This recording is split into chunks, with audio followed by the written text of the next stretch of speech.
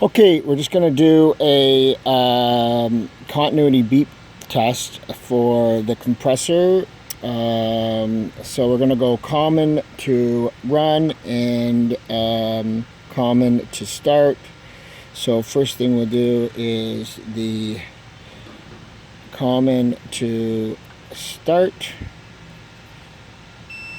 We get a beep, and common to run. No beep.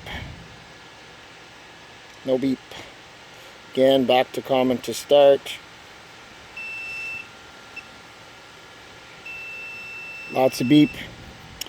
This compressor actually passes the ohms test easily. The numbers add up perfectly, but continuity, which means there's a winding short between the